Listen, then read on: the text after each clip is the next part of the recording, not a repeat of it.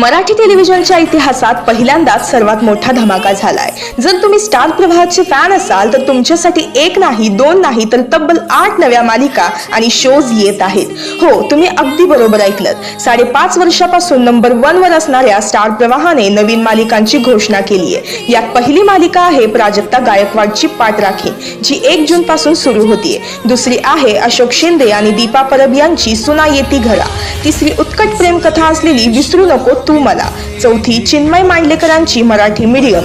5वी ऐश्वर्या नारकरची आमच्या लाडक्या नाईकबाई आणि 6वी गूढ रहस्यमय कथा असलेली मी कात टाकली। इतकेच नाही मित्रांनो, तर तुमच्या मनोरंजनाचा डोस वाढवायला आता होऊ दे धिंगाणा सीझन 5 आणि स्टार प्रवाह गणेशोत्सव हे 2 मोठे सोहळे सुद्धा येत आहेत।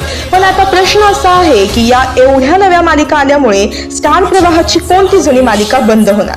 तुम्हाला काय वाटतं की कोणती मालिका निरोप घेणार? तुमचं उत्तर मला आत्ताच कमेंट बॉक्स मध्ये सांगा आणि अशाच 1 मिनिटाच्या कडक अपडेटसाठी आपल्या चॅनलला फॉलो आणि सबस्क्राईब करायला विसरू नका। थँक्यू।